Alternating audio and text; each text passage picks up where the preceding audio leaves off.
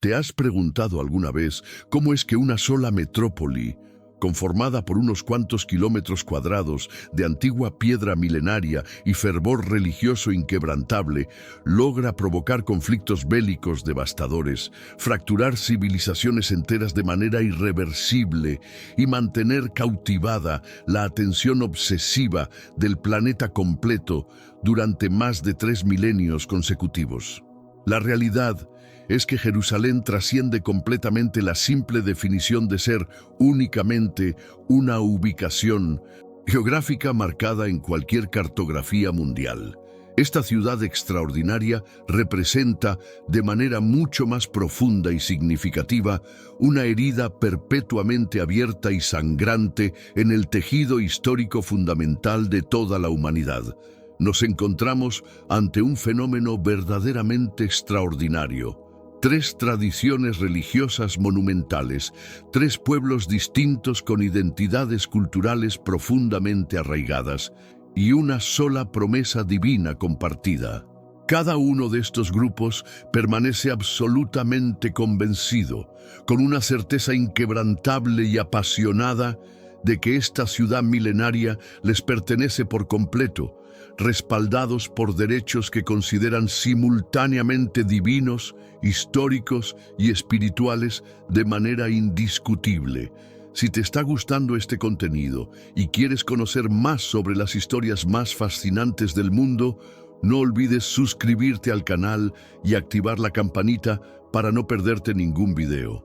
Sin embargo, surge una interrogante fundamental que debemos abordar con seriedad histórica. ¿A quién correspondía realmente la propiedad legítima de Jerusalén cuando habían transcurrido ya más de 5000 años desde los albores de la civilización humana? Debemos retroceder en el tiempo mucho antes de que el patriarca Abraham pusiera por primera vez sus pies sobre esta tierra sagrada. Necesitamos viajar a épocas anteriores a que Jesús de Nazaret caminara por estas calles empedradas que hoy conocemos. Incluso debemos remontarnos a siglos previos a que el profeta Mahoma experimentara su visión nocturna trascendental que cambiaría el curso de la historia religiosa mundial.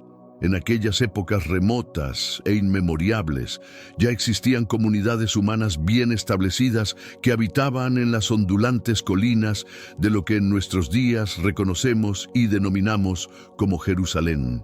Estos primeros pobladores fueron los cananeos, un pueblo de origen semítico que había tomado la decisión estratégica y práctica de establecer sus asentamientos permanentes en las proximidades de una fuente natural de agua dulce y cristalina, conocida con el nombre de Gijón. Para estas comunidades primitivas y sus tradiciones ancestrales, este territorio específico no poseía absolutamente ninguna connotación sagrada en el sentido religioso profundo y espiritual que nosotros comprendemos y experimentamos en la actualidad. Para ellos, este lugar representaba simplemente y de manera muy práctica un sitio excepcionalmente favorable para establecer sus vidas cotidianas y desarrollar sus actividades comunitarias. Este asentamiento contaba con ventajas geográficas y estratégicas verdaderamente excepcionales. Disponía de acceso constante y confiable a fuentes de agua dulce. Se ubicaba estratégicamente sobre una elevación montañosa que resultaba relativamente sencilla de defender contra posibles invasores, y se encontraba positioned de manera privilegiada en la intersección natural y vital de las rutas comerciales más importantes que conectaban las grandes civilizaciones de Egipto con las prósperas regiones de Mesopotamia. Los investigadores arqueológicos y especialistas en civilizaciones antiguas han logrado descubrir y documentar evidencia física contundente de estos primeros asentamientos humanos organizados, cuyos vestigios datan aproximadamente del año 3200 antes de nuestra era cristiana. Es fascinante intentar visualizar e imaginar a estas primeras familias pioneras construyendo meticulosamente sus viviendas, utilizando piedras cuidadosamente seleccionadas y barro como material de construcción. Estas comunidades se dedicaban al cultivo de olivares en las terrazas naturales de las colinas circundantes, criaban rebaños de cabras para subsistencia y comercio, y mantenían relaciones comerciales activas con las caravanas mercantiles que transitaban regularmente cargadas de especias exóticas, metales preciosos de gran valor y textiles finamente elaborados. Para estos habitantes originarios, la existencia diaria era indudablemente dura y llena de desafíos constantes, pero al mismo tiempo mantenía patrones predecibles y rutinas establecidas que les brindaban cierta estabilidad. Jamás habrían podido imaginar o concebir, ni siquiera en sus sueños más ambiciosos, que su modesta y pequeña ciudad eventualmente se transformaría y evolucionaría hasta convertirse en el centro espiritual fundamental de aproximadamente la mitad de toda la población humana del planeta. En aquellos tiempos remotos no existían templos grandiosos e imponentes. No se habían erigido murallas defensivas monumentales. No había palacios reales suntuosos que demostraran poder y riqueza. Existían únicamente familias ordinarias y trabajadoras que luchaban diariamente por sobrevivir y prosperar en un mundo donde la supervivencia dependía completamente de factores incontrolables como las lluvias estacionales, la calidad de las cosechas anuales y la habilidad diplomática de mantener relaciones cordiales y beneficiosas con los vecinos más poderosos de la región.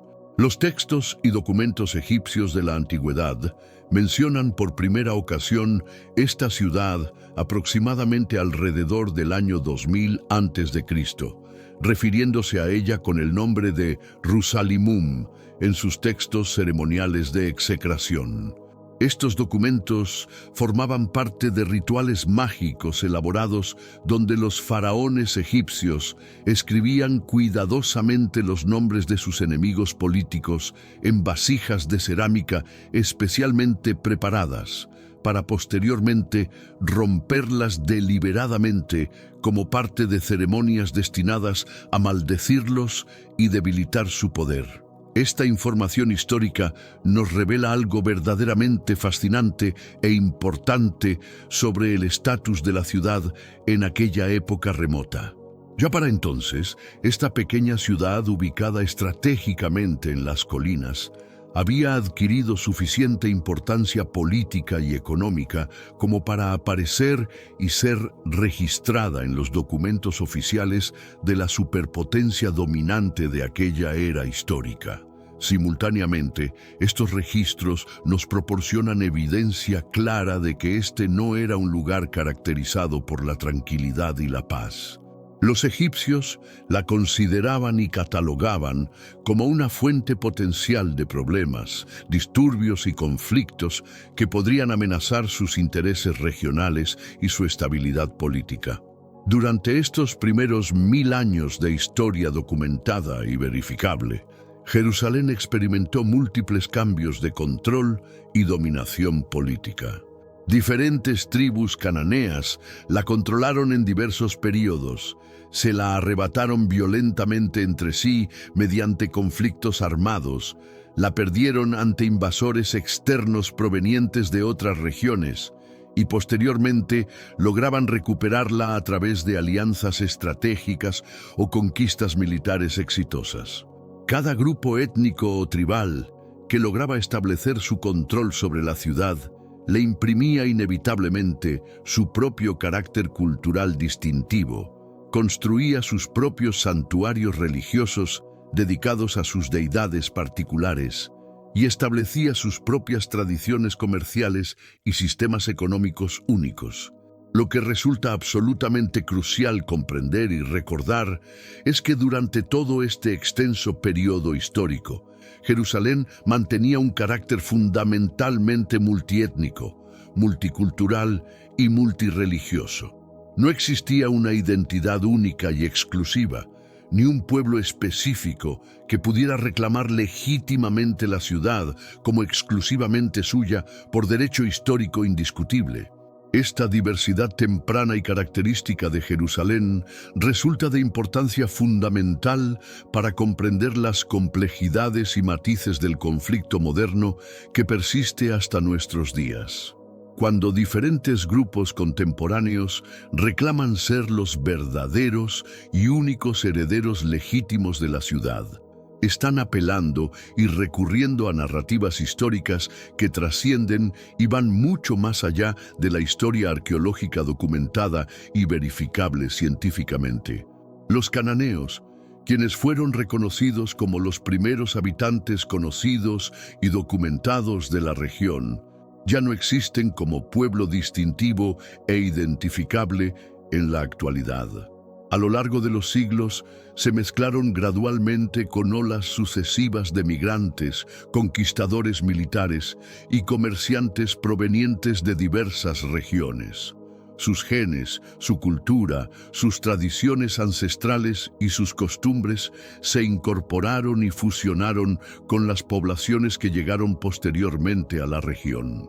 Esta realidad histórica significa que prácticamente todos los grupos étnicos y religiosos que han establecido sus vidas en esta región durante los últimos 3 milenios pueden trazar y establecer alguna conexión ancestral legítima con estos primeros habitantes originarios.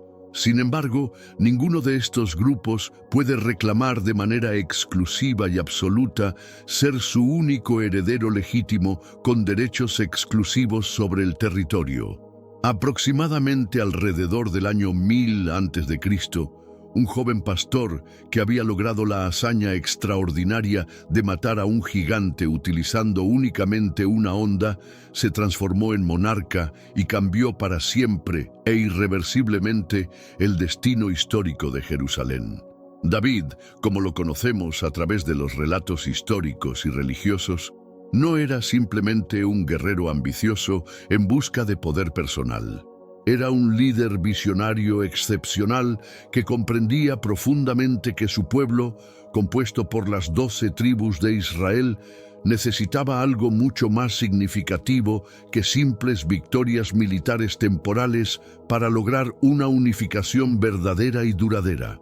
Lo que requerían urgentemente era un centro espiritual y político sólido que pudiera transformar efectivamente a un conjunto de tribus seminómadas dispersas en una nación unificada, organizada y poderosa.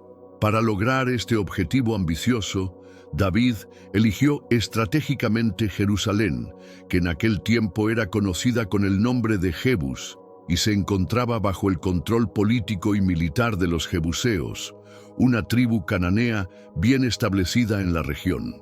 La elección realizada por David demostró ser estratégicamente brillante y políticamente astuta. Jerusalén no pertenecía a ninguna de las 12 tribus israelitas específicamente, lo que significaba que al conquistarla militarmente y convertirla en su capital política, no estaría favoreciendo a ninguna tribu particular sobre las otras. Representaba territorio neutral que podía servir para unir a todas las tribus bajo su liderazgo centralizado y autoridad indiscutible. Además de estas consideraciones políticas, su ubicación geográfica en las montañas de Judea la convertía en una posición fácil de defender militarmente, y su posición estratégica en las rutas comerciales principales la transformaba en un centro económico natural con gran potencial de prosperidad. Pero David no se conformó con hacer de Jerusalén únicamente su capital política y administrativa. Tenía una visión mucho más ambiciosa y trascendental para la ciudad. Su objetivo era convertirla en el centro espiritual indiscutible de su pueblo mediante la acción simbólica de traer el Arca de la Alianza, el objeto más sagrado y venerado de los israelitas, a la ciudad. El Arca de la Alianza representaba mucho más que un simple objeto religioso para los israelitas y su cosmovisión espiritual. Era la representación física y tangible de su pacto sagrado e indisoluble con Dios. Según sus creencias religiosas profundamente arraigadas, contenía las tablas de piedra con los 10 mandamientos fundamentales que Moisés había recibido directamente de Dios en el monte Sinaí durante su experiencia mística trascendental. Cuando David organizó meticulosamente la procesión ceremonial para traer el arca sagrada a Jerusalén, no estaba simplemente realizando el traslado físico de un objeto de un lugar geográfico a otro. Estaba haciendo una declaración teológica y política extraordinariamente poderosa, que Dios mismo había elegido específicamente Jerusalén como su morada terrenal y el lugar de su presencia divina entre su pueblo elegido. Esta decisión trascendental fue la que transformó completamente a Jerusalén de ser una ciudad cananea más entre las muchas que existían en la región, en la ciudad más sagrada e importante del judaísmo para todos los tiempos venideros. El hijo de David, el rey Salomón, llevó esta visión espiritual y política aún más lejos y la materializó de manera espectacular, construyendo el primer templo aproximadamente alrededor del año 950 a.C. Esta construcción monumental no era simplemente un edificio religioso ordinario destinado a ceremonias y oraciones. Era una declaración arquitectónica grandiosa e inequívoca de que el Dios de Israel había elegido este lugar específico y particular para establecer permanentemente su presencia sagrada entre su pueblo elegido. El templo se construyó cuidadosamente en el monte Moria, exactamente el mismo lugar donde, según la tradición judía ancestral, Abraham había demostrado su fe absoluta al estar dispuesto a sacrificar a su hijo Isaac en obediencia a la voluntad divina. Esta conexión directa e intencional con Abraham era absolutamente crucial desde el punto de vista teológico, porque establecía una línea clara de continuidad histórica y espiritual que conectaba a los israelitas contemporáneos con el primer patriarca, que había recibido la promesa divina original sobre la tierra prometida. Pero es precisamente en este punto de la narrativa histórica donde los eventos se vuelven extraordinariamente complejos y las diferentes narrativas culturales y religiosas comienzan a divergir significativamente entre sí. Los israelitas no simplemente expulsaron de manera sistemática y completa a todos los habitantes previos de Jerusalén y las regiones circundantes. Los propios textos bíblicos admiten honestamente que muchos de los pueblos cananeos continuaron viviendo en la tierra durante generaciones posteriores y que hubo matrimonios mixtos significativos e importantes entre israelitas y cananeos a lo largo del tiempo. Esta realidad histórica significa que la israelización gradual de Jerusalén no fue un reemplazo completo e inmediato de población, sino más bien un proceso complejo de aculturación gradual donde las tradiciones cananeas ancestrales se mezclaron y fusionaron con las tradiciones israelitas emergentes de maneras complejas y multifacéticas. Muchas de las tradiciones religiosas que actualmente asociamos específicamente con el judaísmo del primer templo, en realidad incorporaron e integraron elementos significativos de las religiones cananeas preexistentes, adaptándolos cuidadosamente al monoteísmo emergente y evolutivo de los israelitas. En el fatídico año 586 a.C., las llamas destructivas consumieron completamente el templo de Salomón, y con esta devastación se desmoronó todo el mundo conocido que los judíos habían experimentado y disfrutado durante 4 siglos consecutivos de relativa estabilidad. Nabucodonosor II, el poderoso y despiadado rey de Babilonia, no solamente conquistó militarmente Jerusalén mediante un asedio prolongado y devastador. Su objetivo era mucho más sistemático y destructivo: destruir completamente la ciudad y su infraestructura. Sus soldados profesionales y disciplinados derribaron meticulosamente las murallas defensivas, quemaron hasta los cimientos los palacios reales, saquearon completamente el tesoro acumulado del templo y luego ejecutaron una acción que cambiaría la historia del pueblo judío para siempre de manera irreversible. Deportaron forzosamente a miles de judíos hacia Babilonia, arrancándolos violentamente de la tierra que consideraban prometida específicamente por Dios para ellos. Es absolutamente crucial intentar imaginar y comprender el trauma psicológico y espiritual devastador de esa deportación masiva y forzosa. Familias enteras que habían vivido en el mismo lugar durante generaciones fueron arrancadas brutalmente de sus hogares ancestrales, obligadas a caminar cientos de kilómetros a través de territorio hostil hasta llegar a una tierra completamente extraña y desconocida, con un idioma diferente e incomprensible, costumbres culturales completamente ajenas y dioses extranjeros que no reconocían. Para un pueblo que había creído fervientemente durante siglos que Dios había elegido específicamente Jerusalén como su morada sagrada y exclusiva en la tierra, la destrucción del templo no representaba solamente una catástrofe política o militar ordinaria. Era una crisis espiritual existencial de proporciones monumentales que cuestionaba los fundamentos mismos de su fe. Surgían preguntas devastadoras que sacudían los cimientos de su cosmovisión. ¿Cómo podía Dios haber permitido que su propia casa sagrada fuera destruida por enemigos paganos?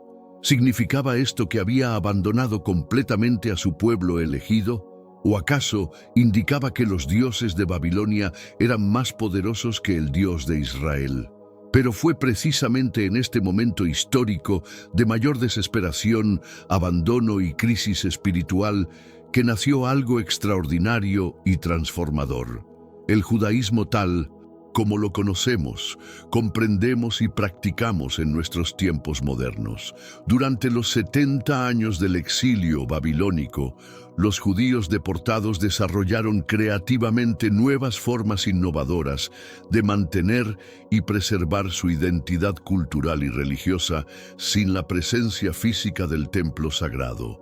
Crearon instituciones completamente nuevas, llamadas sinagogas, como lugares comunitarios de reunión, estudio y oración colectiva. Desarrollaron meticulosamente la tradición de los escribas profesionales que preservaron y copiaron con precisión extraordinaria sus textos sagrados para las generaciones futuras. Establecieron rituales y ceremonias religiosas que podían practicar en cualquier lugar del mundo conocido, no exclusivamente en Jerusalén. Más importante aún, desde el punto de vista teológico, desarrollaron una nueva comprensión teológica sofisticada que explicaba su sufrimiento colectivo no como abandono divino o castigo cruel, sino como disciplina temporal por haber abandonado sus obligaciones sagradas hacia Dios y su pacto ancestral. Es durante este período histórico crucial que se cristalizó y solidificó la promesa fundamental del retorno. Los profetas inspirados como Ezequiel y el segundo Isaías no solamente consolaron al pueblo con promesas esperanzadoras de que Dios no los había abandonado permanentemente, sino que profetizaron específicamente y con gran detalle sobre la reconstrucción futura de Jerusalén y el retorno triunfante a la tierra prometida. Estas profecías se convirtieron en el núcleo central de la esperanza judía y establecieron un precedente teológico que sería absolutamente fundamental para el judaísmo durante los próximos 2500 años de historia. Sin importar dónde vivieran los judíos en el mundo, Sin importar cuánto tiempo transcurriera, Jerusalén seguía siendo y permanecería para siempre su verdadero hogar espiritual indiscutible. Cuando Ciro el Grande de Persia conquistó Babilonia en el año 539 a.C. y permitió magnánimamente a los judíos regresar a Jerusalén, no todos tomaron la decisión de volver inmediatamente. Muchos habían establecido vidas prósperas y estables en Babilonia durante décadas. Habían nacido allí, se habían casado allí, habían establecido negocios exitosos allí y habían creado comunidades judías florecientes. Pero aquellos que sí tomaron la decisión de regresar, lo hicieron con una determinación férrea e inquebrantable de reconstruir no solamente la ciudad física y su infraestructura, sino el mundo espiritual completo que se había perdido durante el exilio devastador. La reconstrucción del segundo templo bajo el liderazgo inspirado de Zorobabel y más tarde las reformas comprensivas de Esdras y Nehemías no fueron simplemente proyectos de construcción e ingeniería. Fueron actos profundos de fe que reafirmaron y fortalecieron la creencia fundamental de que Dios había elegido específicamente Jerusalén como el lugar designado de su presencia sagrada en la tierra. Esta experiencia transformadora del exilio y el retorno se convirtió en el patrón fundamental y definitorio de la experiencia judía histórica. Durante los siguientes 2 milenios, los judíos serían expulsados de Jerusalén múltiples veces por diversos conquistadores. Vivirían en diáspora por siglos en diferentes continentes, pero siempre mantendrían viva la esperanza inquebrantable y la oración constante del retorno a su tierra ancestral. Cada celebración de Pascua terminaría el seder familiar con las palabras proféticas: el próximo año en Jerusalén. Cada vez que se celebraban bodas, rompían ceremonialmente una copa de vidrio, recordando solemnemente la destrucción del templo sagrado. Cada vez que oraban 3 veces al día, se orientaban físicamente hacia Jerusalén sin importar dónde se encontraran en el mundo. Esta memoria colectiva profunda del exilio y la esperanza persistente del retorno se convirtió en el ADN espiritual del pueblo judío y es absolutamente fundamental para comprender por qué el establecimiento del Estado de Israel en 1948 y la reunificación de Jerusalén en 1967 fueron experimentados por muchos judíos no como eventos políticos ordinarios, sino como el cumplimiento milagroso de promesas proféticas milenarias. Cuando las legiones romanas, disciplinadas y poderosas, marcharon determinadamente hacia Jerusalén en el año 70 después de Cristo, no venían simplemente a sofocar otra rebelión provincial típica. Venían con la misión específica de resolver de una vez por todas lo que consideraban el problema judío persistente en una de las provincias más turbulentas y problemáticas de su vasto imperio. Durante los 4 años previos, los judíos habían librado lo que ellos denominaron con orgullo la Gran Revuelta, una guerra desesperada de independencia contra el poder militar más grande e implacable del mundo conocido. Era literalmente David contra Goliat otra vez, pero esta vez Goliat poseía catapultas de asedio, torres de asalto monumentales y la disciplina militar más sofisticada y efectiva que el mundo había presenciado hasta ese momento. La ciudad que sitiaron meticulosamente los romanos ya no era la modesta Jerusalén de los tiempos remotos de David. Después de siglos de construcción continua y reconstrucción ambiciosa, se había transformado en una metrópoli imponente y magnífica. Herodes el Grande había transformado completamente el segundo templo en una maravilla arquitectónica absolutamente espectacular que rivalizaba con cualquier edificio grandioso en la misma Roma imperial. Los muros defensivos de la ciudad eran tan altos, gruesos y aparentemente inexpugnables que los defensores judíos creían honesta y fervientemente que eran literalmente indestructibles e imposibles de conquistar. La población había crecido dramáticamente a más de 100.000 habitantes, inflada significativamente por refugiados desesperados de toda Judea que habían huido hacia la ciudad santa, esperando encontrar protección divina y refugio seguro. Pero los romanos no tenían ninguna prisa por terminar rápidamente el asedio. Bajo el comando militar experto de Vespasiano y posteriormente de su hijo Tito, construyeron meticulosamente un muro de circunvalación completo alrededor de toda la ciudad, cortando efectivamente cualquier posibilidad de escape o abastecimiento externo. Era una guerra de hambre sistemática, tanto como una guerra de armas y estrategia militar.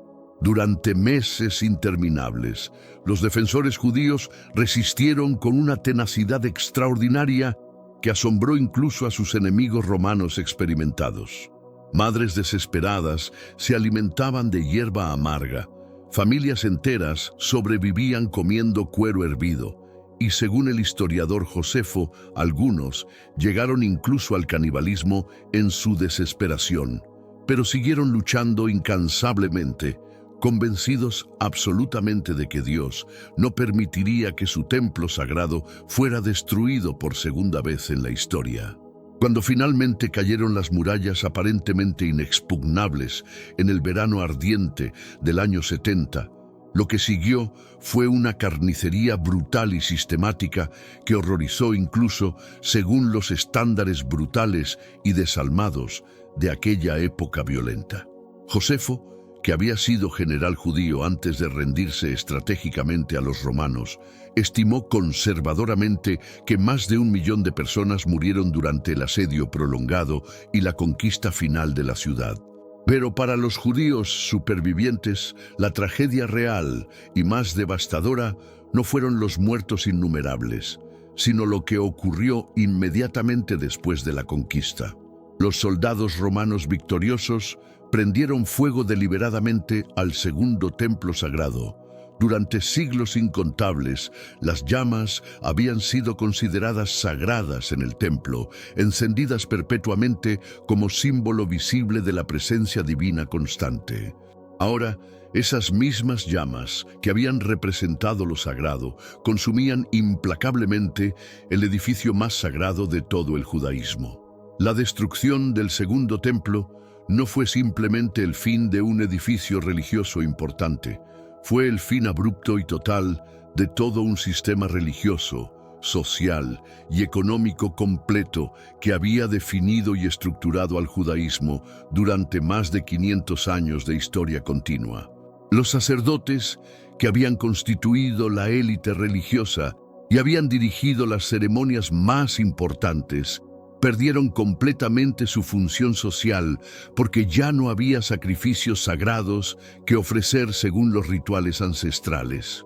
Los levitas, que habían servido como músicos sagrados y guardianes del templo, se quedaron súbitamente sin propósito ni rol en la sociedad. Las peregrinaciones masivas que habían traído judíos devotos de todo el mundo mediterráneo a Jerusalén 3 veces al año se detuvieron abruptamente e indefinidamente. El sistema de sacrificios rituales, que había sido absolutamente central a la práctica religiosa judía durante siglos, se volvió completamente imposible de realizar. Pero quizás lo más devastador y duradero fue lo que vino después de la destrucción física. Los romanos no se conformaron simplemente con destruir la ciudad y sus edificios. Tomaron la decisión deliberada de hacer imposible que los judíos la reconstruyeran en el futuro. Deportaron a decenas de miles como esclavos hacia diferentes partes del imperio. Prohibieron explícitamente a los judíos vivir en Jerusalén bajo pena de muerte. 60 años después, cuando los judíos se rebelaron nuevamente bajo el liderazgo carismático de Bar Kokhba, el emperador Adriano fue aún más lejos en sus medidas punitivas. Reconstruyó completamente Jerusalén como una ciudad romana pagana llamada Aelia Capitolina. Construyó deliberadamente un templo dedicado a Júpiter exactamente en el sitio del templo judío destruido y prohibió a los judíos acercarse a la ciudad bajo pena de muerte inmediata. Para completar la humillación sistemática y borrar la memoria judía, cambió oficialmente el nombre de toda la provincia de Judea a Palestina, usando intencionalmente el nombre de los filisteos, los antiguos enemigos históricos de los israelitas. Esta segunda destrucción y el exilio masivo que siguió marcaron el comienzo definitivo de lo que se conoce históricamente como la diáspora judía, la dispersión del pueblo judío por todo el mundo conocido. Durante los próximos 1878 años hasta 1948, los judíos no tendrían control político sobre Jerusalén ni sobre ninguna parte de la tierra que consideraban prometida por Dios para ellos. Pero la memoria de Jerusalén no se desvaneció ni se debilitó con el tiempo, sino que se intensificó y se profundizó en sus oraciones diarias, en sus festivales anuales, en sus ceremonias de matrimonio, en sus rituales de duelo. Los judíos mantenían viva la memoria de Jerusalén y la esperanza del retorno como elementos centrales de su identidad. Esta no era simplemente nostalgia romántica por el pasado, era una forma deliberada de resistencia espiritual contra la asimilación cultural, una manera efectiva de mantener su identidad distintiva sin importar dónde vivieran o cuánto tiempo transcurriera en el exilio. En las calles polvorientas y bulliciosas de Jerusalén, durante los turbulentos años del dominio romano opresivo, un rabino judío de Galilea estaba a punto de cambiar no solamente el destino de la ciudad sagrada, sino el curso completo de la historia humana para todas las generaciones futuras.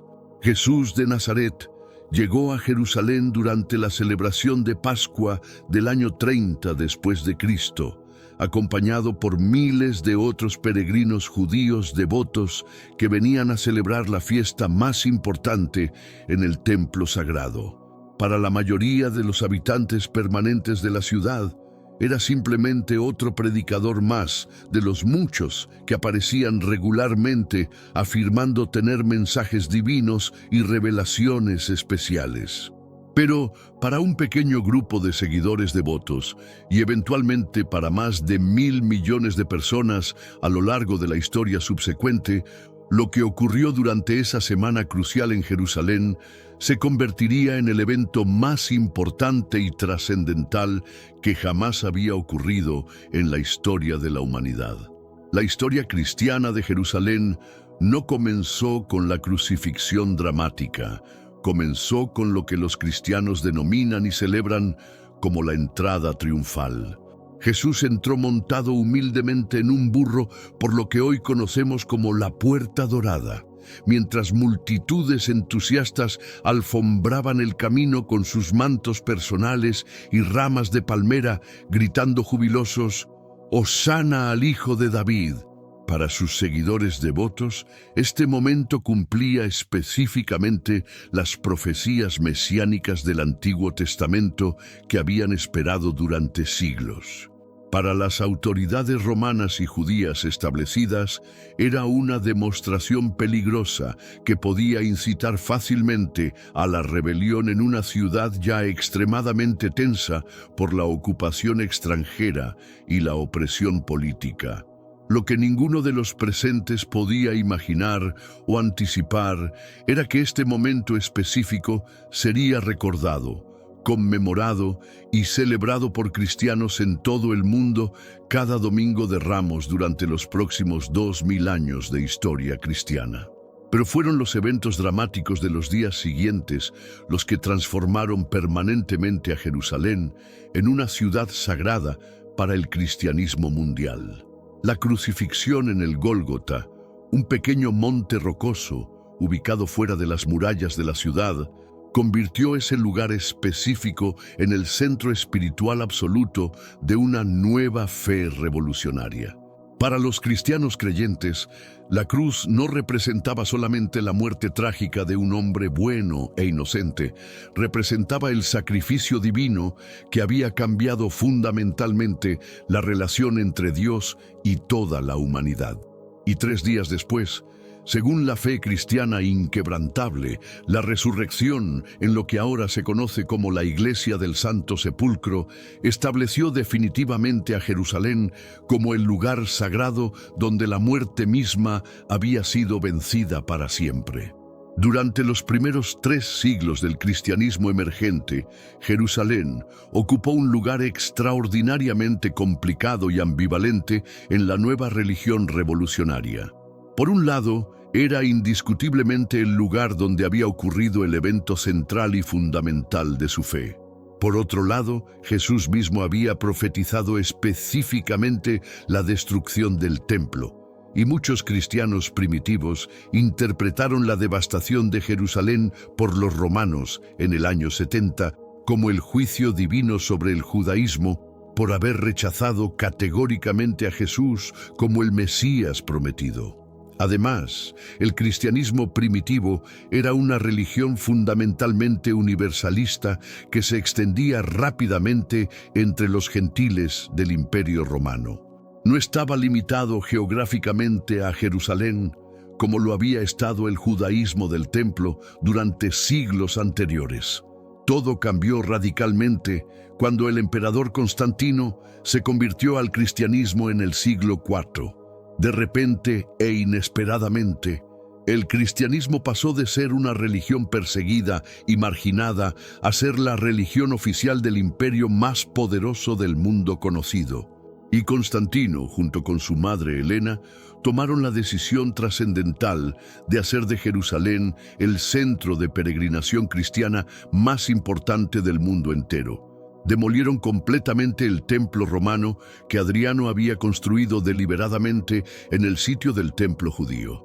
Excavaron meticulosamente hasta encontrar lo que creían era la tumba original de Jesús y construyeron encima la primera iglesia del Santo Sepulcro. Esta no era simplemente un proyecto arquitectónico ambicioso, era una declaración teológica poderosa de que el cristianismo había triunfado definitivamente sobre el paganismo romano. La cristianización sistemática de Jerusalén bajo los bizantinos fue tan completa y transformadora que para el año 600 después de Cristo, la ciudad había sido físicamente transformada de manera irreconocible. Se construyeron docenas de iglesias magníficas, monasterios contemplativos y hospedajes cómodos para peregrinos. La economía de la ciudad giraba completamente alrededor del turismo religioso cristiano próspero. Miles de peregrinos devotos de todo el imperio bizantino venían cada año a caminar reverentemente por los lugares donde había caminado Jesús, a orar fervientemente en el sitio de la crucifixión, a venerar solemnemente la tumba de la resurrección. Jerusalén se había convertido en la nueva Jerusalén profetizada en el Apocalipsis, la ciudad santa del cristianismo triunfante y victorioso. Los judíos, mientras tanto, seguían rigurosamente prohibidos de vivir en la ciudad, permitidos únicamente una vez al año en el aniversario de la destrucción del templo, para venir a llorar amargamente en las ruinas del muro occidental. Para los cristianos bizantinos, esto era evidencia clara de que Dios había transferido definitivamente su favor del antiguo Israel al nuevo Israel de la Iglesia Cristiana Universal. Esta transformación cristiana fundamental de Jerusalén estableció un precedente histórico que sería absolutamente crucial para entender las complejidades del conflicto moderno. Por primera vez desde la conquista romana, una religión no judía reclamaba Jerusalén como su ciudad más sagrada y respaldaba esa reclamación con poder político y militar considerable. Los cristianos no solo creían fervientemente que Jerusalén era importante para su fe, Creían absolutamente que les pertenecía por derecho divino, porque habían aceptado el mensaje que los judíos habían rechazado obstinadamente. Esta teología del reemplazo o supersesionismo legitimó el control cristiano de la ciudad durante 3 siglos y creó el modelo teológico que más tarde usarían los musulmanes para justificar su propia conquista. Jerusalén había comenzado a convertirse en lo que es hoy día, una ciudad donde las afirmaciones religiosas se traducen directamente en reclamaciones políticas y donde el control de los sitios sagrados simboliza el triunfo de una fe sobre otra. En una mañana de septiembre del año 638 después de Cristo, un ejército árabe disciplinado acampó estratégicamente en las colinas que rodean Jerusalén. No era el típico ejército de conquista que la ciudad había presenciado tantas veces en su larga historia turbulenta. Los soldados árabes, unidos bajo la nueva fe revolucionaria del Islam, no venían solamente a saquear y partir como otros conquistadores antes que ellos. Venían con una misión espiritual clara que cambiaría para siempre e irreversiblemente el carácter de la ciudad santa. Su líder, el califa Omar ibn al-Jattab, había cabalgado personalmente desde Medina para recibir la rendición de una ciudad que para él no era simplemente otro territorio por conquistar, sino el tercer lugar más sagrado de su religión naciente. La historia de cómo Jerusalén se volvió sagrada para el Islam comienza con una experiencia mística extraordinaria que había tenido el profeta Mahoma 26 años antes. Según la tradición islámica establecida, una noche el profeta fue transportado milagrosamente desde la Meca hasta Jerusalén en un viaje nocturno llamado Isra, montado en una criatura alada llamada Burak. Desde Jerusalén, en lo que los musulmanes denominan Mi'raj, ascendió a través de los 7 cielos hasta encontrarse directamente con Dios. Este viaje nocturno no solo estableció la conexión espiritual fundamental entre el Islam y Jerusalén, sino que también vinculó la nueva religión con la historia sagrada de los profetas anteriores que habían estado en esa ciudad: Abraham, Moisés, David, Salomón y Jesús. Para entender por qué esta historia era tan extraordinariamente significativa para los musulmanes, debemos comprender que el Islam no se veía a sí mismo como una religión completamente nueva, sino como la culminación y corrección final de las revelaciones anteriores dadas a judíos y cristianos. Mahoma no era simplemente un profeta para los árabes, era el sello de los profetas, el último mensajero enviado por el mismo Dios que había hablado con Abraham, Moisés y Jesús. Por lo tanto, todos los lugares que habían sido sagrados para los profetas anteriores eran naturalmente sagrados también para el Islam. Jerusalén, la ciudad de los profetas, se convirtió automáticamente en parte integral del patrimonio espiritual islámico. Cuando Omar entró triunfalmente en Jerusalén, hizo algo que sorprendió profundamente tanto a los defensores cristianos como a los observadores posteriores.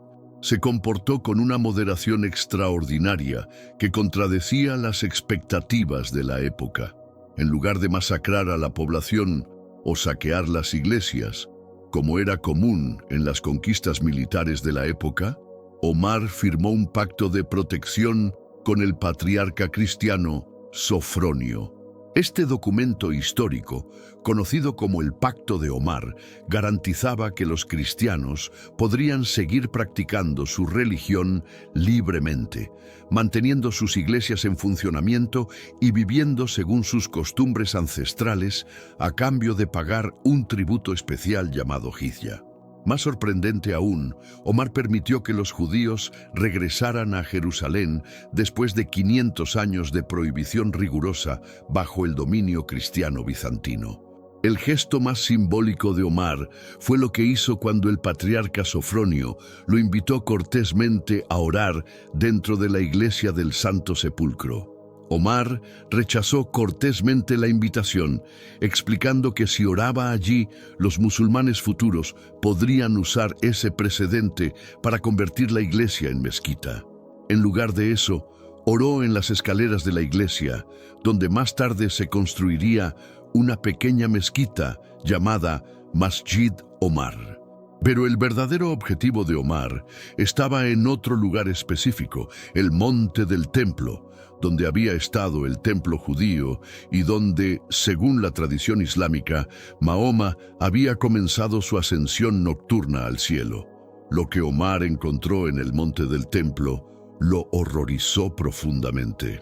Los cristianos bizantinos, en su celo por demostrar que el cristianismo había reemplazado completamente al judaísmo, habían permitido que el sitio se convirtiera en un basurero inmundo. Siglos de desechos se habían acumulado sobre las ruinas del templo judío sagrado. Omar, junto con sus compañeros devotos, comenzó personalmente a limpiar el sitio con sus propias manos. Para él, este no era solo un acto de limpieza urbana práctica, era un acto de purificación espiritual. Estaba restaurando la santidad de un lugar que había sido profanado, devolviendo la dignidad a un sitio que había sido sagrado para Abraham, para Salomón y para Jesús. En el lugar más alto del monte del templo, donde, según la tradición judía, había estado el santo de los santos del templo de Salomón, Omar construyó una mezquita simple de madera. Esta mezquita primitiva sería reemplazada 50 años después por la cúpula de la roca, el hermoso edificio octagonal dorado que se ha convertido en el símbolo reconocible de Jerusalén.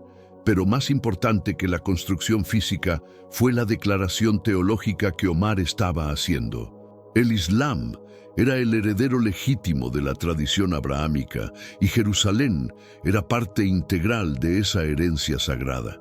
La conquista islámica de Jerusalén estableció un nuevo paradigma para la ciudad que duraría, con interrupciones, durante los próximos 1300 años. Por primera vez desde la época romana, Jerusalén estaba bajo el control de una religión abrahámica que reconocía la legitimidad, aunque imperfecta, de las otras dos religiones abrahámicas.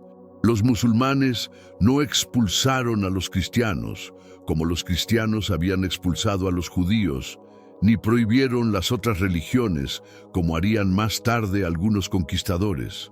En cambio, establecieron un sistema de coexistencia jerárquica, donde el Islam era dominante, pero las otras religiones del libro, al-Kitab, tenían derecho a existir y practicar su fe.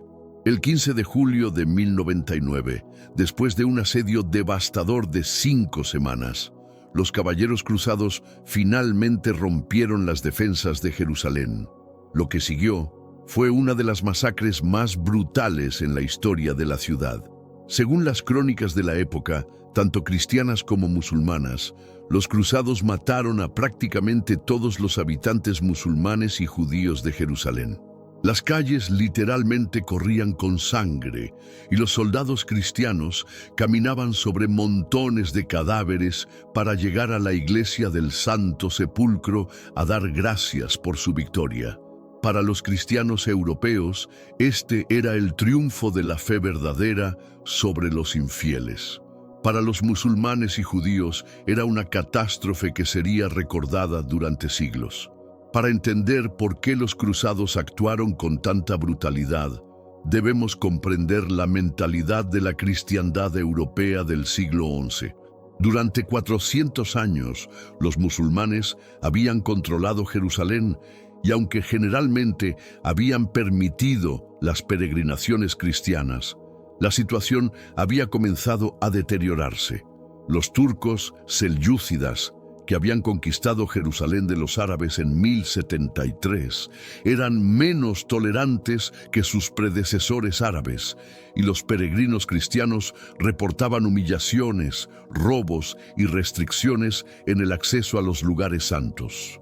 Cuando el emperador bizantino Alejo I pidió ayuda militar al Papa Urbano II para defender Constantinopla contra los turcos, El Papa vio una oportunidad no solo de ayudar a los cristianos orientales, sino de unificar a la cristiandad occidental bajo su liderazgo mediante una guerra santa.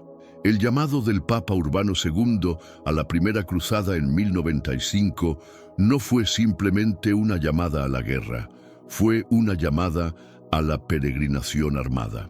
Prometió a todos los que participaran la remisión completa de sus pecados, equivalente a una peregrinación a Jerusalén.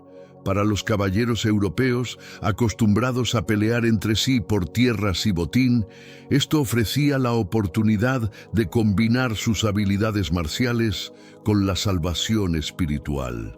Para los campesinos y artesanos que se unieron a la cruzada, ofrecía la promesa de una vida mejor, tanto en este mundo como en el próximo. Jerusalén se convirtió no solo en el objetivo militar de la cruzada, sino en el símbolo de todo lo que los cristianos esperaban ganar: la salvación del alma, la riqueza material y la gloria terrenal. Los 88 años del Reino Latino de Jerusalén, 1099-1187, representaron el único período en la historia postromana cuando los cristianos europeos controlaron políticamente la ciudad. Los cruzados no se conformaron con conquistar Jerusalén. Intentaron recrear la Europa feudal en Tierra Santa. Establecieron un reino con nobles franceses, construyeron castillos al estilo europeo y trataron de imponer las costumbres occidentales sobre una población que había sido mayoritariamente musulmana y cristiana oriental. Transformaron la cúpula de la roca en una iglesia cristiana llamada Templum Domini, y la mezquita Al-Aqsa se convirtió en el cuartel general de los caballeros templarios. Pero el Reino Latino de Jerusalén siempre fue un estado artificial, mantenido solo por la llegada constante de nuevos cruzados de Europa. Los cruzados nunca fueron más que una pequeña minoría en su propio reino, dependiendo de la superioridad tecnológica y militar para mantener el control sobre una población que los veía como ocupantes extranjeros. Además, los cruzados estaban constantemente divididos entre sí, con nobles franceses, alemanes e italianos compitiendo por poder y territorio. Mientras tanto, los musulmanes se estaban reorganizando bajo líderes capaces como Zanghi y su hijo Nur al-Din, que comenzaron a reconquistar territorio cruzado mediante una combinación de yihad, guerra santa y diplomacia hábil. El fin del reino latino llegó en la persona de Saladino, Salah al-Din, un líder kurdo que había unificado Egipto y Siria bajo su comando. Saladino no era solo un general brillante, era también un político astuto que entendía que para derrotar a los cruzados necesitaba no solo superioridad militar, sino también legitimidad religiosa. Se presentó a sí mismo como el defensor del Islam contra la agresión cristiana, y su reconquista de Jerusalén, el 2 de octubre de 1187, fue vista por los musulmanes como la restauración del orden natural del mundo. Pero Saladino hizo algo que cambió la percepción musulmana de la coexistencia religiosa. A diferencia de los cruzados que habían masacrado a todos los no cristianos cuando conquistaron la ciudad, Saladino permitió que los cristianos permanecieran en Jerusalén, protegió sus iglesias y hasta permitió peregrinaciones cristianas. Más significativo aún, invitó a los judíos a regresar a la ciudad después de 90 años de prohibición bajo el dominio cruzado. Esta magnanimidad no era solo generosidad personal, era política deliberada. Saladino quería demostrar que el Islam era superior al cristianismo, no solo militarmente, sino también moralmente. La reconquista de Jerusalén por Saladino provocó la Tercera Cruzada, liderada por algunos de los reyes más famosos de Europa: Ricardo Corazón de León de Inglaterra, Felipe Augusto de Francia y Federico Barbarroja del Sacro Imperio Romano. Pero aunque los cruzados lograron algunas victorias militares, nunca pudieron recuperar Jerusalén. El Tratado de Paz, firmado entre Ricardo y Saladino en 1192, estableció un precedente que duraría siglos. Jerusalén permanecería bajo control musulmán, pero los peregrinos cristianos tendrían derecho de acceso a los lugares santos. Esta solución práctica reconocía que aunque los musulmanes tenían el poder político, los cristianos tenían reclamaciones espirituales legítimas que debían ser respetadas. En 1517, cuando las tropas del sultán otomano Selim I entraron en Jerusalén, la ciudad estaba a punto de experimentar uno de los periodos más estables y prósperos de su historia. Los otomanos no llegaron como conquistadores destructivos, sino como administradores eficientes que habían perfeccionado el arte de gobernar imperios multirreligiosos y multiétnicos. Durante los siguientes 400 años, bajo el dominio otomano, Jerusalén se convertiría en un modelo de coexistencia religiosa que contrastaba dramáticamente con la intolerancia que caracterizaba a gran parte de Europa. El genio del sistema otomano radicaba en su pragmatismo.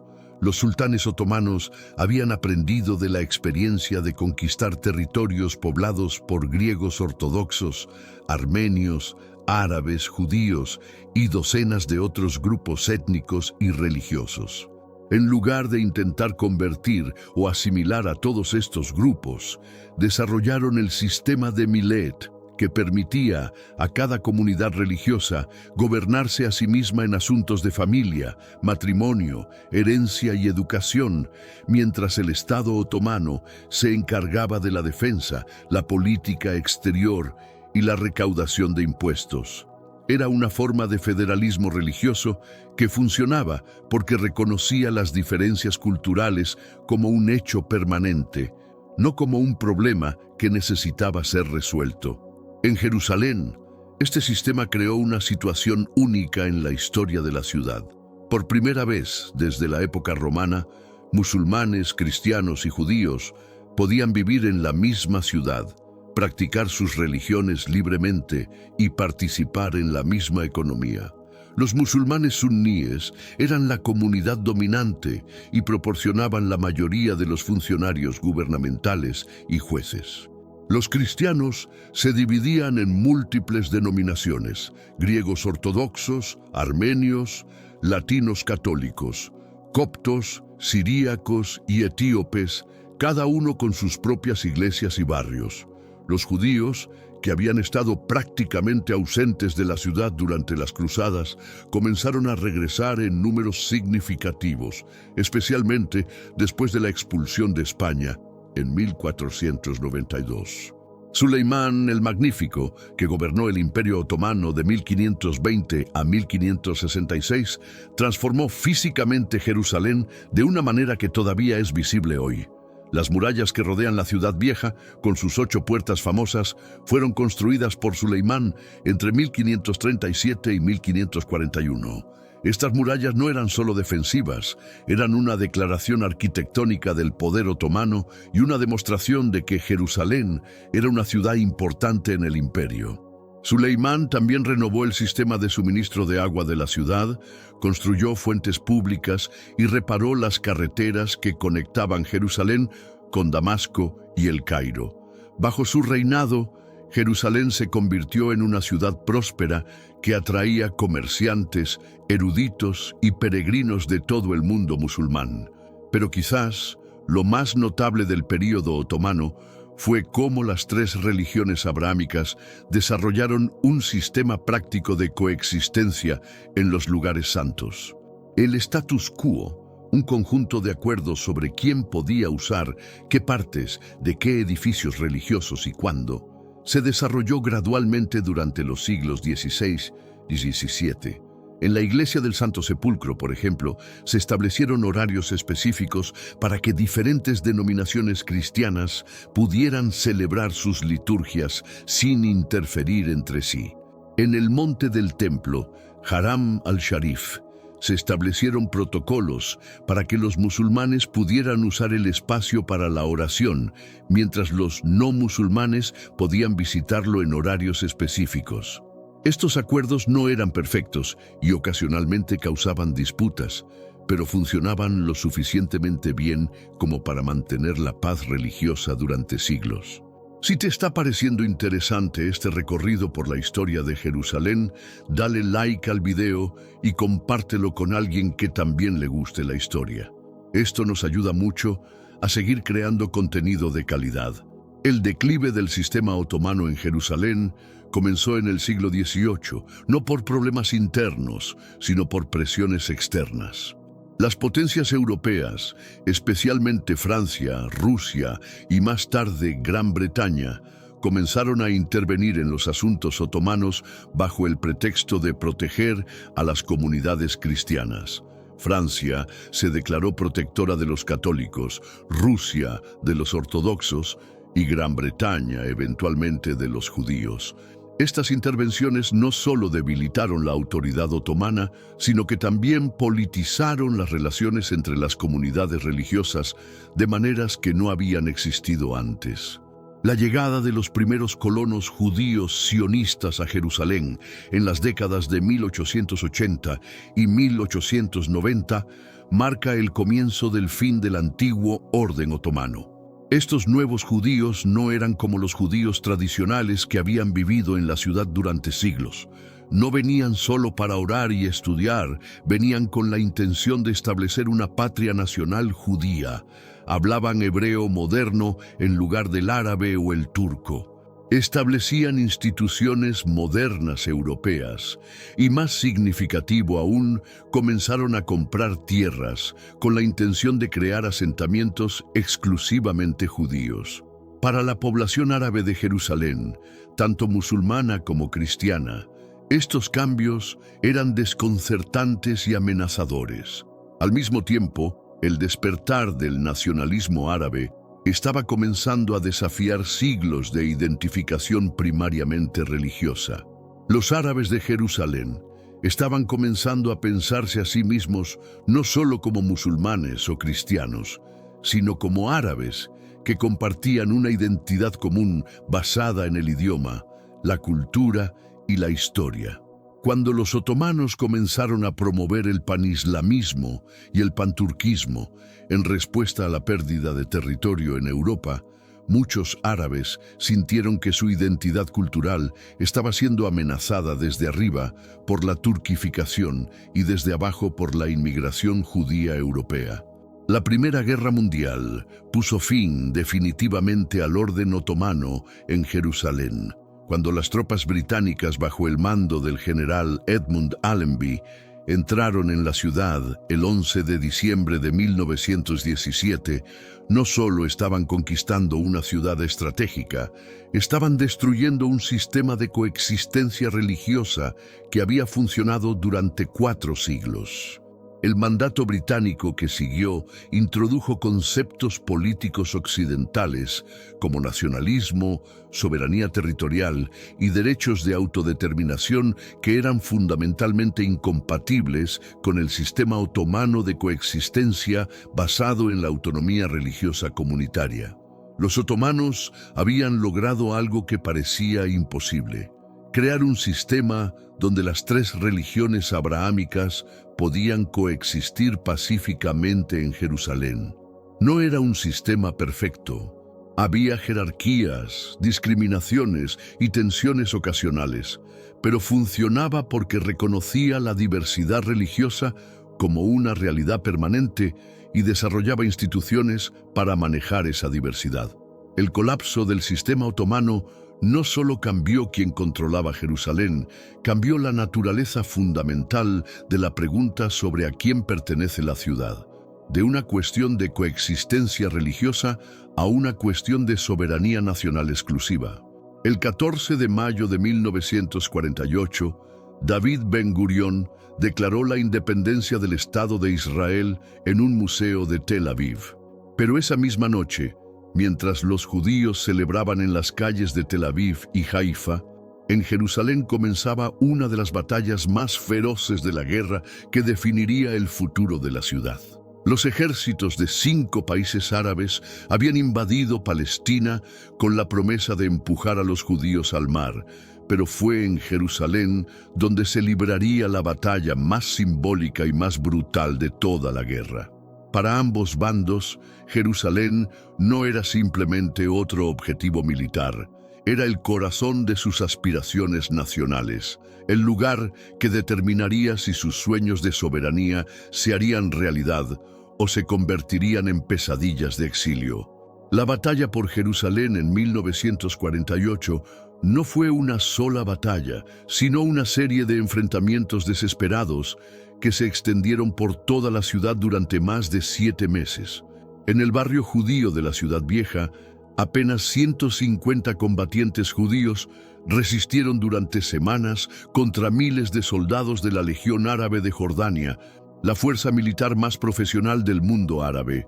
Las familias judías que habían vivido en ese barrio durante generaciones se atrincheraron en sus casas convertidas en fortalezas improvisadas.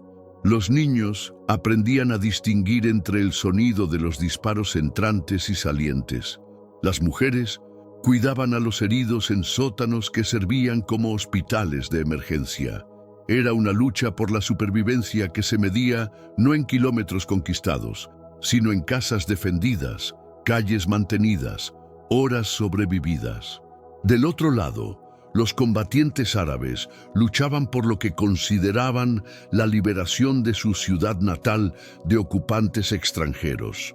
Para las familias árabes de Jerusalén, que constituían la mayoría de la población de la ciudad hasta 1948, la llegada masiva de inmigrantes judíos europeos en las décadas anteriores había transformado su ciudad en algo irreconocible. Barrios enteros habían cambiado de carácter. El hebreo se escuchaba más que el árabe en muchas calles, y las instituciones judías dominaban sectores económicos que habían sido tradicionalmente árabes.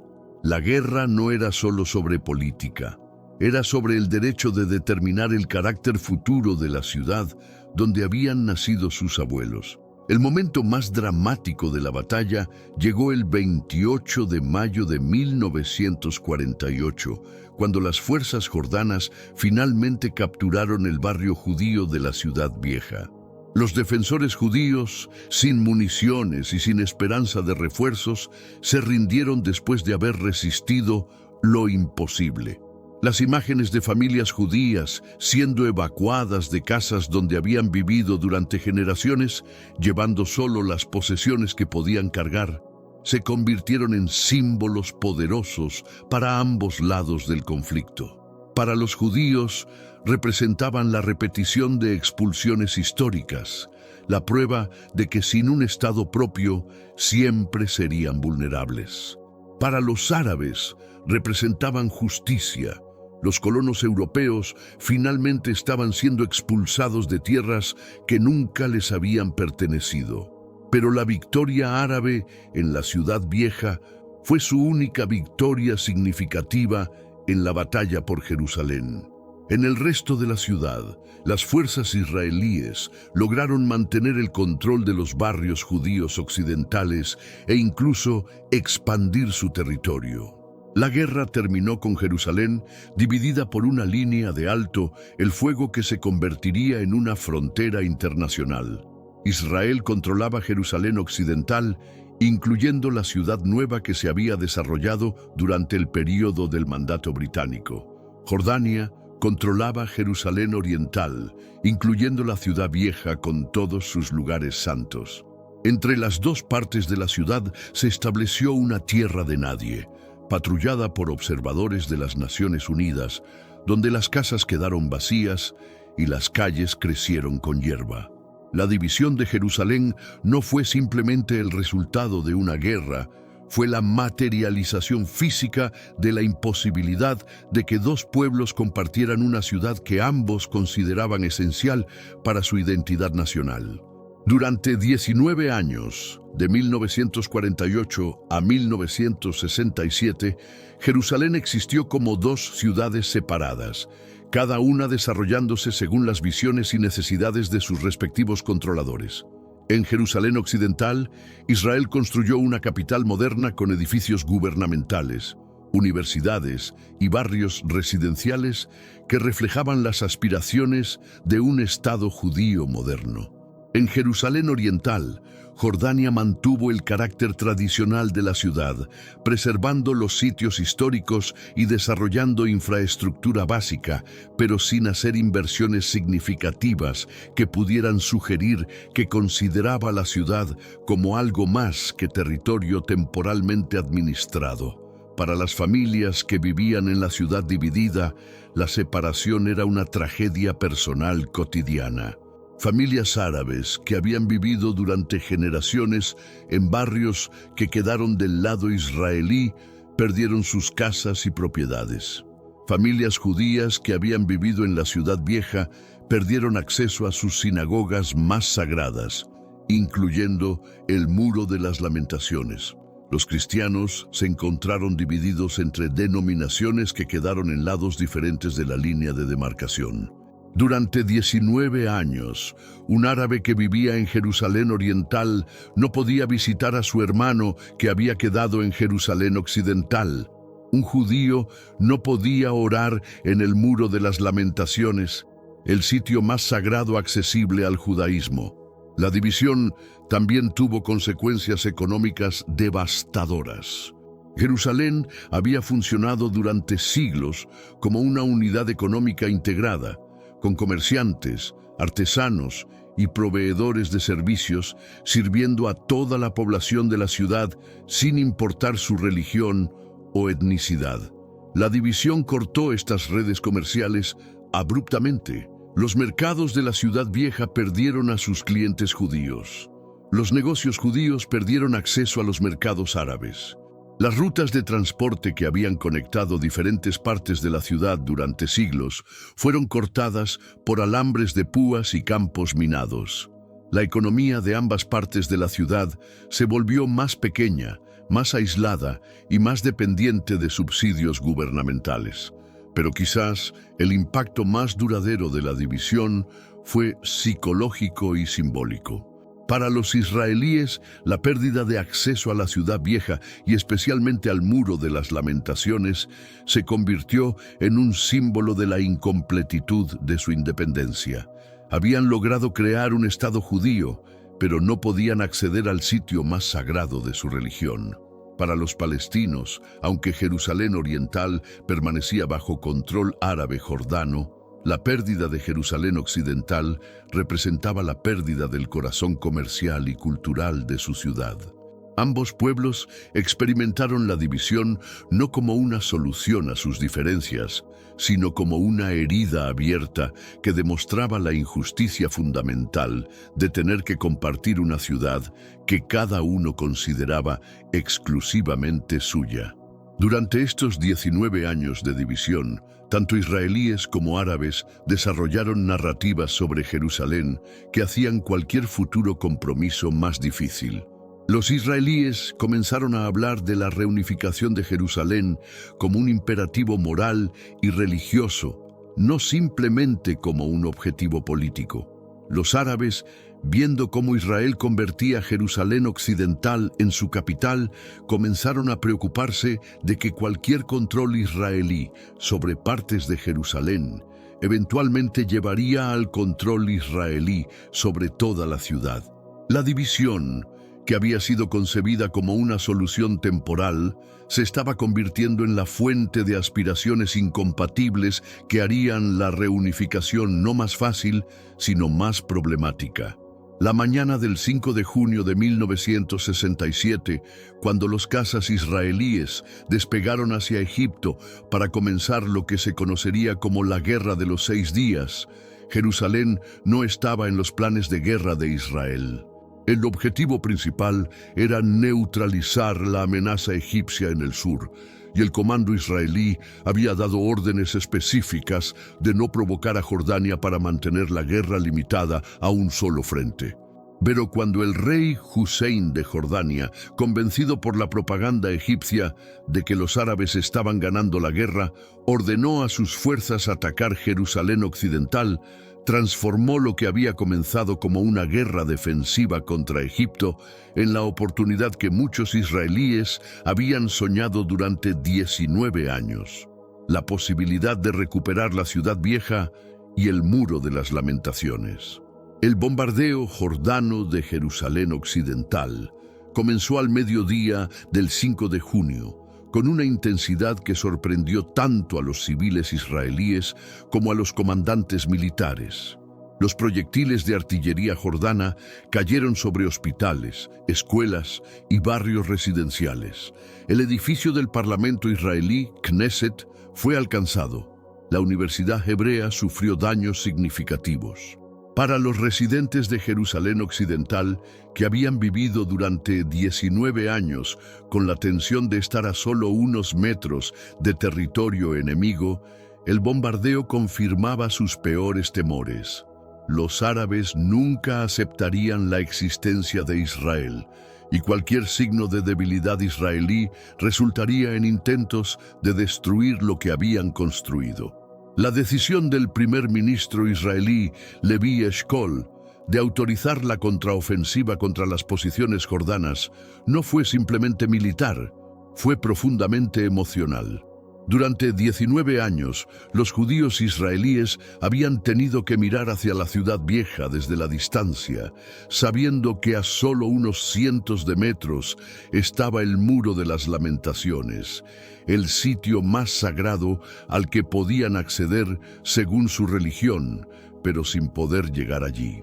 Madres habían criado a hijos que nunca habían podido ver el lugar donde habían orado sus abuelos. Veteranos de la guerra de 1948 habían vivido con el dolor de haber perdido el barrio judío donde habían nacido. La oportunidad de corregir los resultados de 1948 era demasiado tentadora como para resistirse. La batalla por Jerusalén Oriental duró menos de 3 días, pero fue feroz e intensa. Los paracaidistas israelíes, bajo el comando del coronel Mordechai Gur, lucharon casa por casa a través de los barrios árabes de Jerusalén Oriental, enfrentando resistencia desesperada de soldados jordanos y civiles palestinos que sabían que estaban luchando no solo por territorio, sino por su futuro en la ciudad. Las calles estrechas de la ciudad vieja se convirtieron en campos de batalla urbanos, donde cada puerta podía esconder francotiradores, cada ventana podía ser una posición de combate. Los soldados israelíes, muchos de los cuales eran seculares, se encontraron luchando con una intensidad emocional que no habían experimentado en otras batallas, impulsados por la proximidad de lugares que habían conocido solo a través de oraciones y fotografías. El momento más simbólico de toda la guerra de los 6 días llegó el 7 de junio de 1967, cuando los paracaidistas israelíes llegaron al muro de las lamentaciones. Las fotografías de soldados llorando mientras tocaban las piedras antiguas, de rabinos militares tocando el shofar, cuerno de carnero, entre los escombros de la batalla, se convirtieron en iconos no solo para Israel, sino para judíos de todo el mundo.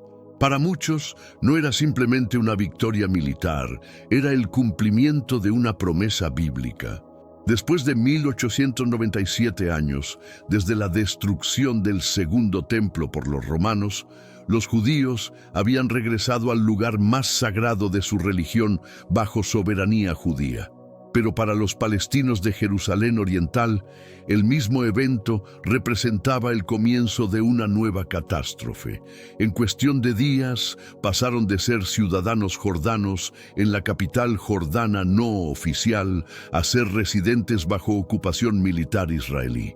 Las familias que habían vivido en Jerusalén durante generaciones se despertaron un día descubriendo que las leyes bajo las cuales habían vivido toda su vida ya no aplicaban, que el idioma de la administración había cambiado del árabe al hebreo, que sus documentos de identidad ya no eran válidos. Para los refugiados palestinos de 1948 que habían encontrado un nuevo hogar en Jerusalén Oriental, Era la segunda vez en 20 años que perdían su ciudad. La decisión de Israel de anexar oficialmente Jerusalén Oriental 3 semanas después de la guerra fue controvertida incluso dentro de Israel. Algunos líderes israelíes, incluyendo el ministro de Relaciones Exteriores, Abba Eban, argumentaban que anexar territorio ocupado violaría el derecho internacional y complicaría cualquier futura negociación de paz. Pero la presión popular era abrumadora. Después de siglos de persecución y décadas de lucha por la supervivencia, la idea de volver a renunciar voluntariamente al control sobre los lugares santos judíos era políticamente imposible. El 28 de junio de 1967, la Knesset israelí aprobó la Ley de Protección de los Lugares Santos y extendió la jurisdicción israelí sobre Jerusalén Oriental. La anexión de Jerusalén Oriental por Israel creó una situación legal única en el derecho internacional. Ningún país del mundo, excepto Israel, reconoce la anexión como válida. Las Naciones Unidas, la Corte Internacional de Justicia y prácticamente todas las organizaciones internacionales consideran Jerusalén Oriental como territorio ocupado bajo el derecho internacional. Esto significa que, según el derecho internacional, Israel es una potencia ocupante en Jerusalén Oriental con obligaciones específicas hacia la población palestina bajo ocupación. Pero según la ley israelí, Jerusalén Oriental es parte integral e indivisible de la capital de Israel. Esta contradicción entre la ley israelí y el derecho internacional ha creado una situación donde los palestinos de Jerusalén Oriental viven en un limbo legal. No son ciudadanos israelíes, pero tampoco son extranjeros. Tienen residencia permanente en Israel, lo que les da algunos derechos como seguridad social y libertad de movimiento, pero no otros como el derecho al voto en elecciones nacionales. Pueden solicitar la ciudadanía israelí, pero la mayoría se niega por razones políticas. Aceptar la ciudadanía israelí implicaría reconocer la legitimidad de la anexión israelí, algo que la mayoría considera una traición a la causa palestina. Los primeros años después de la reunificación estuvieron marcados por la euforia israelí y la determinación de crear hechos sobre el terreno que harían imposible cualquier futura división de la ciudad. Israel comenzó inmediatamente a construir barrios judíos en Jerusalén Oriental, no solo para acomodar el crecimiento natural de la población judía, sino para crear una presencia judía permanente que complicaría cualquier intento futuro de dividir la ciudad.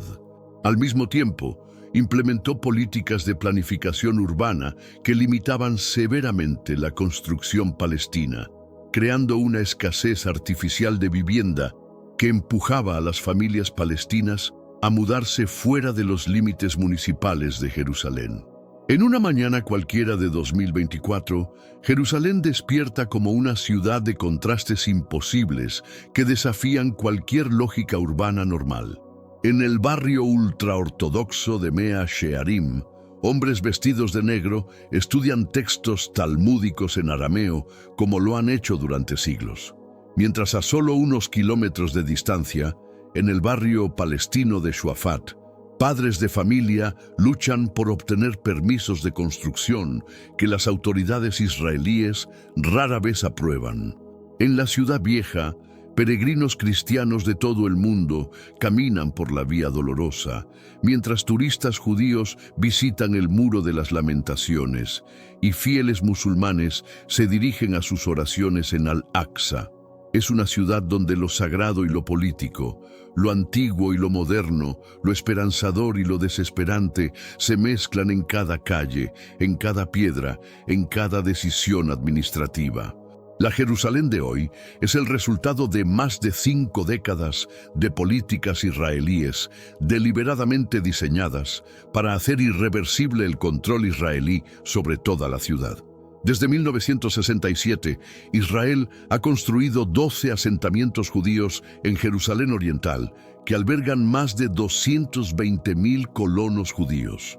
Estos no son barrios temporales o campamentos militares. Son comunidades permanentes con escuelas, centros comerciales, sinagogas y todos los servicios de una ciudad moderna. Están conectados a Jerusalén Occidental por carreteras modernas, sistemas de transporte público y redes de servicios que los integran completamente a la infraestructura israelí. Para cualquier observador casual, son simplemente barrios más de Jerusalén, indistinguibles de cualquier otro suburbio israelí moderno. Pero estos asentamientos representan mucho más que desarrollo urbano normal. Según el derecho internacional, son ilegales. La Cuarta Convención de Ginebra prohíbe específicamente que una potencia ocupante transfiera su propia población civil al territorio ocupado. Las Naciones Unidas, la Corte Internacional de Justicia y la Unión Europea han declarado repetidamente que los asentamientos israelíes en Jerusalén Oriental violan el derecho internacional.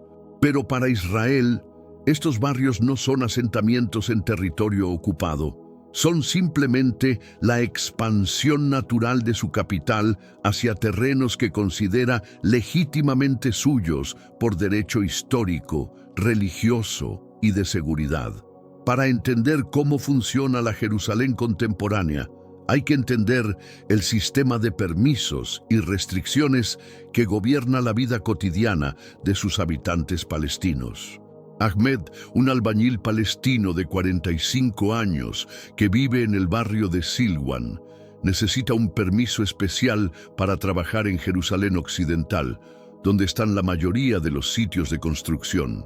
Su esposa, que trabaja como maestra en una escuela de Jerusalén Oriental, tiene que pasar por controles de seguridad cada mañana para llegar a su trabajo. Sus hijos adolescentes han aprendido a evitar ciertos barrios y ciertas calles donde la presencia palestina es vista con sospecha. Esta no es paranoia, es adaptación pragmática a una realidad donde su libertad de movimiento está constantemente condicionada por su identidad étnica. Al mismo tiempo, Rachel, una programadora judía de 32 años que vive en el asentamiento de Gilo, maneja libremente por toda la ciudad sin pensar en permisos o restricciones. Sus hijos van a escuelas israelíes que reciben financiamiento completo del gobierno israelí. Su barrio tiene parques modernos, centros comunitarios y servicios municipales de primera calidad. Cuando sale de su casa por la mañana para ir a trabajar al centro de Jerusalén, no ve asentamientos o ocupación. Ve simplemente su ciudad, su hogar, su vida normal.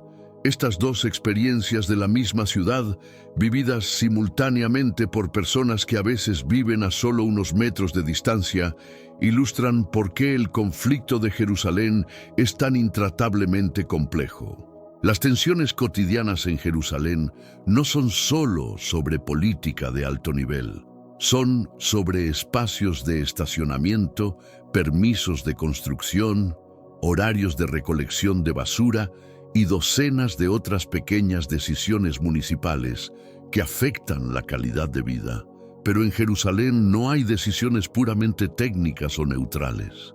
Cuando la municipalidad israelí decide dónde construir una nueva escuela, no está solo respondiendo a necesidades educativas, está determinando qué comunidades crecerán y cuáles se verán presionadas a marcharse. Cuando decide qué calles reciben mantenimiento prioritario, está enviando mensajes sobre cuáles residentes considera más importantes. Cuando decide dónde colocar controles de seguridad, está determinando quién puede moverse libremente y quién debe justificar constantemente su presencia. El monte del templo, Haram al-Sharif, se ha convertido en el microcosmos más intenso de todas estas tensiones. Es el sitio más sagrado del judaísmo y el tercer sitio más sagrado del Islam, ubicado en apenas 35 acres de la ciudad vieja. Los acuerdos de status quo, establecidos durante el período otomano y mantenidos por los británicos, permitían que los musulmanes controlaran el sitio para propósitos religiosos, mientras que los judíos podían visitarlo, pero no orar allí. Pero estos acuerdos se han erosionado gradualmente desde 1967, creando fricciones constantes que periódicamente explotan en violencia, que se extiende mucho más allá de Jerusalén. El futuro de Jerusalén depende en gran parte de desarrollos demográficos que están ocurriendo ahora mismo. La población judía de Jerusalén, tanto occidental como oriental, es de aproximadamente 570.000, mientras que la población palestina es de aproximadamente 350.000. Pero las tasas de natalidad son significativamente más altas en las familias palestinas, especialmente en los barrios más tradicionales. Las proyecciones demográficas sugieren que si las tendencias actuales continúan, los palestinos podrían convertirse en mayoría en Jerusalén Oriental dentro de 1 o 2 décadas. Para los planificadores israelíes, esto representa una amenaza existencial a la identidad judía de Jerusalén. Para los palestinos, representa la esperanza de que el tiempo esté de su lado. La pregunta ¿de quién es Jerusalén? Se ha vuelto más compleja en el siglo XXI, porque ya no se trata solo de 2 pueblos reclamando la misma ciudad. Se trata de cómo más de 900.000 personas de diferentes religiones, etnias, culturas e ideologías políticas pueden coexistir en el mismo espacio urbano cuando cada grupo tiene aspiraciones fundamentalmente incompatibles para el futuro de la ciudad. Los ultraortodoxos judíos quieren preservar el carácter religioso tradicional de ciertos barrios. Los judíos seculares quieren modernizar la ciudad y hacerla más cosmopolita. Los musulmanes palestinos quieren mantener el acceso libre a sus lugares santos y preservar el carácter árabe de sus barrios. Los cristianos de diversas denominaciones quieren proteger sus iglesias históricas y mantener su presencia milenaria en la ciudad. Cada uno de estos grupos tiene razones históricas, religiosas y emocionales válidas para sus reclamaciones. Cada uno puede señalar periodos en la historia cuando sus antepasados controlaron la ciudad. Cada uno puede citar textos sagrados que prometen la ciudad a su pueblo. Cada uno tiene memorias de sufrimiento y persecución que justifican sus temores sobre lo que pasaría si otros grupos controlaran la ciudad. Pero al final, la historia de Jerusalén nos enseña que la ciudad ha sido más próspera y pacífica cuando ha funcionado como un espacio compartido donde diferentes comunidades pueden coexistir, cada una manteniendo su identidad distintiva mientras participando en una vida cívica común. Los periodos más oscuros de la historia de Jerusalén han sido cuando un grupo ha intentado excluir completamente a otros o cuando las diferencias religiosas se han traducido directamente en conflictos políticos. Quizás la lección más importante de más de 3.000 años de historia es que Jerusalén pertenece a todos los que la aman lo suficiente como para compartirla, y no pertenece a nadie que la ame tan posesivamente como para negarles a otros el derecho de llamarla hogar. Si este recorrido por la fascinante historia de Jerusalén te ha parecido interesante y educativo, no olvides suscribirte al canal para más contenido histórico de calidad. Dale like si te gustó el video, compártelo con tus amigos y activa la campanita para no perderte nuestros próximos videos. Nos vemos en el siguiente episodio donde exploraremos más historias increíbles que han moldeado nuestro mundo.